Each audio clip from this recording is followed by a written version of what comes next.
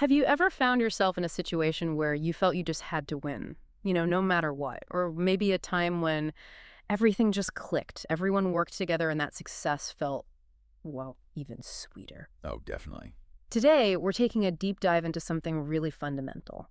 It's about how we navigate life, relationships, our careers even. Right. We're talking about the competitive versus cooperative mindset. We'll dig into how they're defined, how they develop. And importantly, why understanding them is kind of a shortcut. Shortcut. Yeah, a shortcut to being, well, much better informed about your own behavior and what's going on around you. Okay, I like that. So our goal in this deep dive, using this great stack of sources you've shared, is to unpack it all. From the definitions. Right, to the psychology behind it, and even get into some practical strategies. We want you to understand not just what these mindsets are. But the why behind them. Exactly, why they matter so much. And crucially, how you can learn to skillfully use both. So it's not about picking a team. Not at all. Yeah. It's about mastering this incredible agility, this flexibility in how you approach things. Okay, let's dive in. To start, let's lay the foundation. The core definitions. What exactly are we talking about with competitive versus cooperative? Well, the competitive mindset, Mm-hmm. it basically frames life as a zero-sum game. Zero-sum meaning, Mhm. like a fixed pie. Precisely. For one person to win, someone else has to lose. It's all about comparing yourself, striving to be the best. What drives that? Often it's things like scarcity, limited resources, limited rewards, maybe recognition. Key traits, you see a real focus on performance, on ranking. Like grades or promotions. Exactly. Emphasizing outperforming others. Gets reinforced by systems with only so many slots at the top grades, those job promotions, even, perceived competition for partners. And self-worth gets tied up in that. Very often, yeah. Mm-hmm. Self-worth becomes really dependent on that external validation. Did I win? Did I rank high? Okay. And the flip side, the cooperative mindset. So the cooperative mindset sees life as non-zero sum. Meaning we can all win? That's the core idea, yeah. We can succeed together. It emphasizes teamwork, empathy, mutual growth, shared success. So the focus shifts. Big time. Yeah. Key traits here are a focus on the process, on collaboration, shared goals, everyone contributing something valuable. And what drives this one? Connection, mostly. Hmm. A sense of community, trust. It gets reinforced in systems where everyone's input genuinely matters, where collaboration leads to a better outcome for all. And worth comes from. More internally, Right. often, from belonging, from purpose, from contributing to that shared goal. Wow. So it really does sound like two completely different operating systems for how you approach the world. That's a great way to put it. And what's fascinating based on the sources is how early these patterns start. Where do we first see these mindsets popping up? Oh, incredibly early. Cooperative behaviors. Things like sharing toys, learning to take turns. That often starts in early childhood, maybe ages 0 to 5, usually modeled by parents or caregivers. The competition shows up early too, right? Absolutely. Sibling rivalry is a classic example. Or, competition for attention. Even seemingly innocent games, like a parent saying, okay, who can clean up their toys the fastest? I can see that. And the influences are huge. Parental modeling, for one. Is the family message, we're a team? Or is it more like, well, you're definitely smarter than your sister? Oof. And praise strategies matter too. Is it, wow, you did great work on that? Or is it, you're the best one in the class? Yeah. Subtle difference, big impact. And then as we grow up, society really takes over, doesn't it? School, sports. Oh, massively. During the school age years, say 6 to 12, school systems often explicitly reward competition. Grades, spelling bees. Right. Sports teams, student of the month, all that stuff. And while group projects might try to foster cooperation, They can sometimes backfire. yeah, they can lead to really unequal participation or even hidden competition within the group. Then you hit adolescence, 13 to 18, and social comparison just explodes. Popularity, looks, college applications. Exactly. Beauty standards, who's cool, who gets into the right college. Yeah. Clubs and sports often amplify this with tryouts, varsity cuts. Though, to be fair, some activities like maybe a theater cast or a debate team can build really strong cooperative bonds too. It's a mix then. Definitely mixed. And this whole trajectory just keeps going right into adulthood. No doubt about it. College admissions, Yeah. highly competitive, still reinforcing that scarcity idea. And then the job hunt. The internship and job markets, yeah, can feel like these brutal zero-sum arenas. Feels like only one person can get that spot. But there are cooperative spaces too. For sure. Think about college dorms, maybe group living situations, project-based classes where everyone has to work together. Those can foster deep cooperation. What about relationships? Love. That's a fascinating one. On one hand, you've got dating apps, hookup culture, that can really foster a scarcity framework, right? A race for attention. The swipe rate frenzy. Exactly. But then long-term partnerships, they thrive on cooperation, negotiation, emotional labor, shared goals. So it's that tension again. Win their heart versus build a life together. Beautifully put. And then the workplace. Hierarchies, promotions, bonuses, they naturally tend to reinforce competition. Performance reviews. Right. But effective teams, creative collaboration, that demands cooperation. And you have to watch out for toxic cultures that try to disguise cutthroat competition as just, healthy rivalry. Whereas truly cooperative cultures focus on Collective wins, shared success, everyone contributing to the bigger picture. So, wow, you really can see these threads running through almost everything. Playground to paycheck, like you said earlier. It's pretty fundamental. Which brings up a really key point from the sources. This idea of scarcity. It seems like competition really bubbles up when things are limited. That's a major driver, yes. Yeah. Competition tends to flourish specifically when demand exceeds supply, when resources are perceived as finite. Like what kind of resources? Well, we touched on some. Top grades, spots on the team, limited seats in those elite colleges, high-value partners, as the dating market sometimes frames it. Jobs, raises. Exactly. Jobs, raises, promotions, even attention between siblings or social status, fame, money in creative fields. These are all contexts where scarcity can really push a competitive mindset forward. But cooperation must have its sweet spots too, conditions where it thrives. Absolutely. Cooperation really takes root where shared success is actually possible. Think about those group projects where collaboration makes the final product better for everyone. Co-parenting. Perfect example. A unified approach benefits the child immensely. It also needs psychological safety, feeling safe to contribute without being shot down. And, importantly, what the sources call abundance framing. Abundance framing, meaning? The basic idea that there's actually room for all of us, that success isn't a limited resource. This leads us right into that fascinating contrast. Scarcity mindset versus abundance mindset. Scarcity being? The default in maybe, say, pure capitalism, or sometimes on those dating apps. It primes us. If they win, I lose. Or there's just not enough to go around. And abundance. It reframes it completely. We can rise together. Or their success actually doesn't threaten mine. It might even help me. Okay, this is getting deep, which leads us to the psychology. Why do we default one way or the other? What's happening inside us? Yeah, this is where it gets really interesting. It brings up the role of the ego. The ego, how does that play in? Well, you can think of the ego as like a fundamental survival mechanism. In competitive systems, winning gives the ego a massive boost. It confirms your perceived fitness socially, romantically, economically. And losing. Losing can trigger some really powerful primal stuff. Shame, fear, status anxiety, feeling like you're falling behind. Is there an evolutionary angle here? Evolutionary psychology suggests, that achieving higher rank, getting access to those scarce resources that had real adaptive value for survival back in our ancestral past. So there's a deep-seated reason why winning feels so darn good sometimes. It's partly wired in, you could argue. Yeah. A huge part of it is validation. Validate. Yeah. When you win against someone else, the other, it doesn't just confirm your skill. Often, maybe subconsciously, it confirms a sense of moral rightness. Yeah. Like you deserved it more.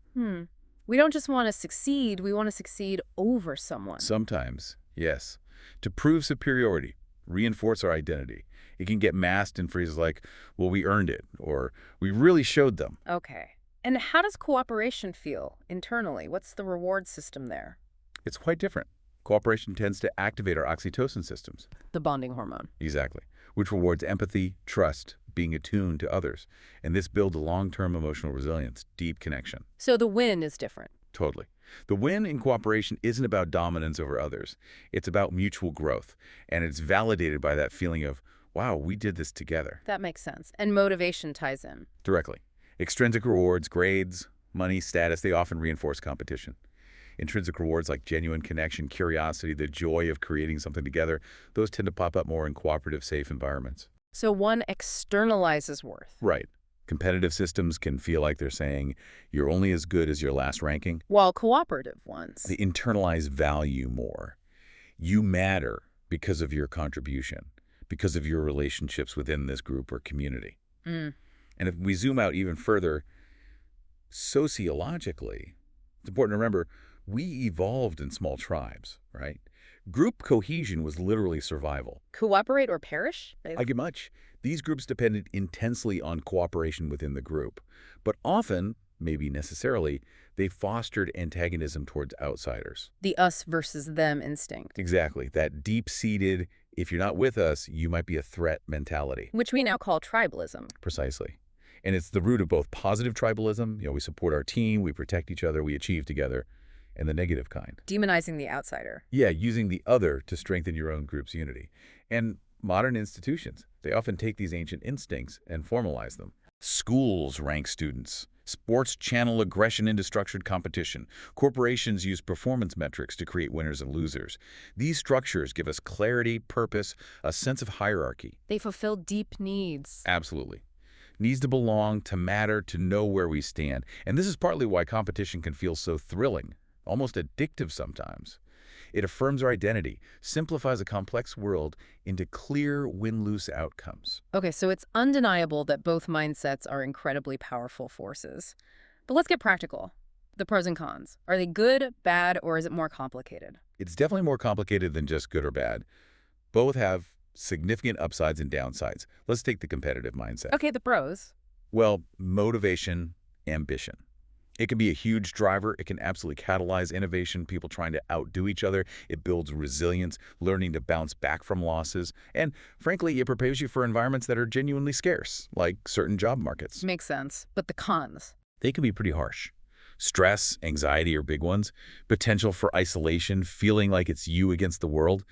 That zero-sum thinking can actually limit creative solutions. And when the stakes get really high... Cheating. Sabotage. Sadly, yes. Yes. That becomes a real risk. Okay. Now, cooperation. What are the benefits there? The pros of a cooperative mindset are often about depth and sustainability. You get deeper relationships, richer shared learning, better long-term sustainability for projects or communities, and potential for real systemic growth where everyone benefits. That's pretty good. What are the pitfalls?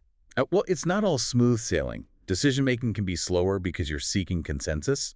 There's a real risk of groupthink. Yeah, where everyone agrees just to keep the peace. Exactly. Harmony overrides finding the actual truth or best solution. You can also get uneven contribution. Some people doing all the work, others coasting. And maybe even a risk of complacency if there's no external pressure. So clearly, leaning too hard into either one can cause problems. Can you give us some concrete examples of that imbalance? Yeah, let's look at different areas in the workplace. Too much competition, burnout, backstabbing, toxic environment, too much cooperation, maybe lack of accountability, things don't get done efficiently. Relationships. Competition breeds power struggles, resentment. But over-cooperation can lead to codependency, where one person loses themselves. Education. Extreme competition causes massive anxiety, focus only on grades, not learning. Over-cooperation might dilute standards, not push individuals enough. Social movements. Infighting, competition for the spotlight can totally derail a movement. But too much focus on harmony might lead to ineffective action, not challenging the status quo enough. Even art. Constant comparison, trying to win creatively, can kill individual voice. But maybe too much collaboration without strong direction leads to something. Well, bland. Wow. That really illustrates it. It really sounds like balance is the name of the game. I like your analogy earlier. Competition is a sprint tool, cooperation for the marathon. That's a really good way to think about it. Use the wrong tool for the job, and you're in trouble. So what's the ideal approach then? Well, the sources suggest a kind of default setting, a baseline. The idea is to be cooperative at the core, but competitive by choice. Cooperative at the core. What does that look like practically? It means your starting point, your default way of engaging, is based on cooperation. This builds that foundation of resilience, strong relationships, shared value. It's about assuming goodwill, looking for win-win first. And then competition is used selectively. Exactly. Strategically. You deploy competition when the situation really calls for it, when the stakes are clear and fair, when time is genuinely short, or when performance does need to be individually assessed or pushed. So you use competition when scarcity is real. When scarcity is real, yes. Yeah. Or when you need that extra push to hit peak performance, or when individual success is truly necessary for the group's goal, maybe in a specific role. Okay. And when do you deliberately lean into cooperation? You lean into cooperation when the goals really demand long-term collaboration, when the whole system benefits most from mutual growth and shared learning, or when emotional and psychological safety is the top priority, maybe in building trust or resolving conflict. How do you know which mode to be in? You have to ask yourself some sharp questions. Is this resource truly scarce or just perceived that way? Is building long-term trust more valuable here than a short-term win? Are we tackling a complex problem that needs everyone's brainpower? Is my performance actually being ranked, or is my contribution the main thing? Do I want to build something lasting or just win this moment? Those answers guide your choice. They should, yeah. And this all points to a really key insight. A healthy, adaptable person can compete without hatred or bitterness and cooperate without fear of being taken advantage of. Because being too soft in a shark tank is bad. Right. Too cooperative in a truly competitive system can make you naive, exploitable. And being too aggressive in a collaborative setting. Too competitive in a cooperative system makes you toxic, alienating. You break trust. So the goal isn't picking a side forever. Not at all. It's mastering both, like having different tools in your tool belt and knowing exactly when to pull out the hammer and when to use the screwdriver. Okay, that makes perfect sense. But how? How do we actually cultivate this agility? This sounds great in theory, but how do we practice it? Right, the how-to. This is where the sources get really practical and, frankly, quite creative. One general strategy is what they call context scanning. Scanning the context. Yeah. Before you walk into a meeting or start a difficult conversation, consciously pause and ask yourself, okay, is this moment fundamentally about winning something, or is it about building something together? Or even just, am I approaching this person as a rival right now, or as a potential teammate? Just asking the question shifts your perspective. It really can. Another tool is self-checking for emotional drivers. Ask yourself, okay, wait, is my ego feeling a bit needy right now? Am I craving validation? Or am I maybe acting out of fear of being left behind, fear of looking bad? Naming the feeling. Naming it gives you power over it. It lets you choose your response instead of just reacting. And a third one is reward reframing. Changing what feels rewarding. Kind of. Actively trying to expand what you value beyond just external wins. Can you feel genuinely proud of learning something new, even if you didn't win? Can you value showing empathy or successfully navigating a conflict as much as you value outperforming someone? Training yourself to find satisfaction in different ways. Exactly. Diversifying your internal reward portfolio, so to speak. Those are really helpful external-ish strategies. But what about tapping into our own internal landscape? Does that play a role? Oh, absolutely. The sources introduce this really powerful concept, subpersonality integration. Subpersonalities, like different parts of ourselves? Precisely. Think of your inner world as having different subpersonalities or archetypes, and guess what? They already embody these competitive and cooperative tendencies. They're like an internal board of advisors you already have. Whoa, tell me more. What are some of these archetypes? Well, the sources give them names, which is kind of fun. On a competitive side, you might have an inner Liz. She's all about ambition, asserting power, getting things done. Then there's Devin. Drives self-reliance, precision, high standards, meticulous execution. And Val excels at setting standards, protecting boundaries, strong, decisive leadership. Okay, I can picture those. And the cooperative ones? You've got Bannock. Great at balancing group needs, building morale, fostering connection. Yeah. Kelly grounds decisions in care, empathy, focuses on the human element, deep connection. And Tira offers that big picture, systems thinking, often with a valuable emotional neutrality or calm perspective. Liz, Devin, Val, Bannock, Kelly, Tara. So it's like you can actually hold an inner board meeting, call on different parts of yourself. Exactly. The sources call it creating inner roundtables. When you're facing a tough decision, you can literally ask, okay, what would Liz want to do here? What's her drive? Or how would Kelly approach this situation? What values would she prioritize? That's fascinating. So you can consciously bring different voices forward. Yes. You can even designate situational leaders internally. Going into a tough negotiation, maybe you consciously let Val or Devin take the lead in your mind. Facing an emotional conflict, you intentionally give space for Kelly or Tira to guide your response. Can they work together? Absolutely. You can team them up. Maybe you pair Liz's ambition with Bannock's collaborative spirit when you need to lead boldly but ethically.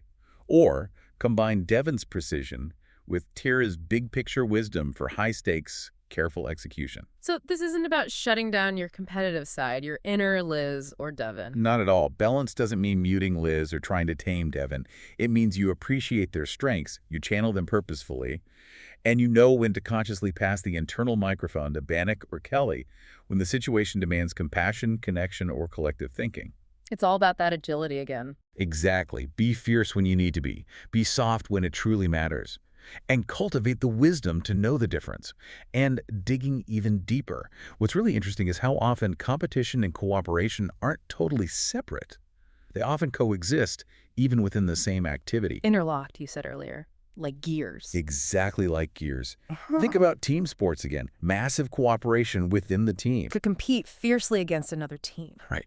Or romantic relationships. You cooperate constantly for mutual joy, building a life. But there might still be subtle, maybe unconscious competition happening around control, attention, who's right. Even innovation. For sure. Inventors collaborate intensely in labs or teams, often precisely to outpace competitors in the market. So they're not always opposing forces. They often fuel each other in complex ways. That complexity brings up a critical question, though. Are the rules, the ability to use these mindsets, the same for everyone? Does power play a role? Oh, absolutely. Power and inequality deeply shape this. The sources are clear. Privileged individuals are often actively taught to compete. They get access to elite education, safe spaces to try and fail, networks that support ambition. While marginalized groups. They may be strongly encouraged, even forced, to cooperate for collective survival and strength.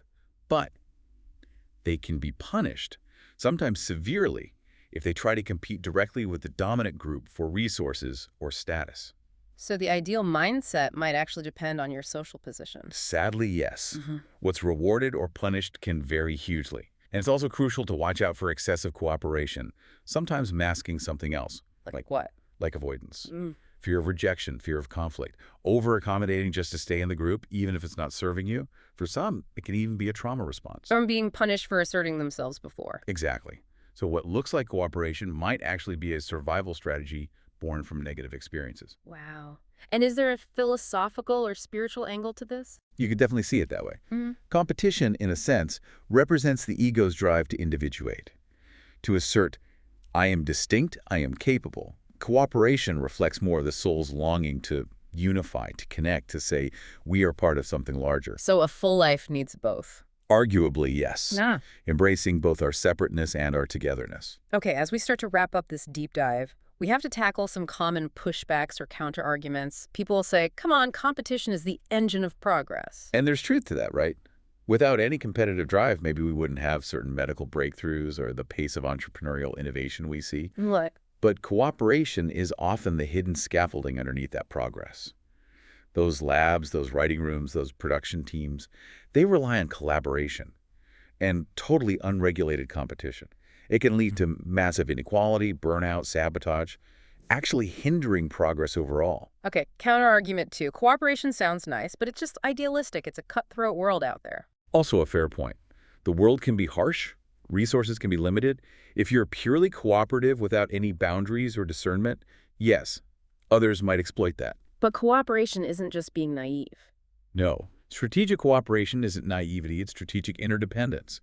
It's saying, I believe we're stronger together, and I'll work towards that, but I'm not going to be a doormat. I have boundaries. It's about finding where genuine win-win actually exists. Got it. And the last big one. This mindset stuff is fine, but it's really all about the systems we live in. That's a really important critique, and valid. Focusing only on individual mindset can feel like putting a Band-Aid on a broken leg if you ignore the larger systemic pressures. So we should address the systems. Absolutely. We should look critically at economic, political, educational systems that force competition where it's harmful or suppress cooperation where it's needed. But the inner work still matters. Vitally. Because how we navigate within those systems, how we try to influence them, how we treat each other, that's determined by our internal state, our mindset, our awareness. Mindset work doesn't replace systemic change, but it can fuel it and make it more effective and humane. It's both hand. Pulling all this together, what's really striking is seeing this whole spectrum, not just as a line between 2 points, but maybe more like a compass with 4 directions. A compass? How does that work? Well, think of it this way. You've got healthy competition, driven by excellence, pushing growth, good stuff, but carries risks, right? Ego, burnout. Okay, north, what south? Toxic competition, win at all costs. Driven by fear, greed, leads to exploitation, burnout, fractured relationships. Bricks east. Maybe healthy cooperation, building trust, seeking mutual benefit, collaboration. Positive, but might be slower, needs conscious effort. And west? That would be toxic cooperation. Things like people-pleasing, conflict avoidance, staying silent to keep the peace can lead to resentment, inequality, things festering. So the goal isn't to live at one point on the compass. No, it's to navigate wisely, to know where you are on that compass in any given moment, and to consciously choose your direction based on the situation, the goal, and your values. Wow, that compass visual really helps synthesize it. So reflecting on this whole deep dive, what really stands out most for you? For me, I have to say that idea of the inner sub-personalities, Liz, Bannock, Kelly, all of them as an internal council, that feels incredibly powerful and practical, a real tool. I agree, that's a very potent framework. And if we were to boil down the core takeaways, competition, it's like fire. It can forge amazing things, but it can also burn everything down if uncontrolled. And cooperation. Like a river. It can nourish incredible growth, create fertile ground. Yeah. But without direction, without banks, it can become stagnant or diffuse. And self-awareness is the key, the bridge, knowing when to assert, when to collaborate, when to pause. Exactly. And knowing that your subpersonality, those inner voices, are the living embodiment of this polarity.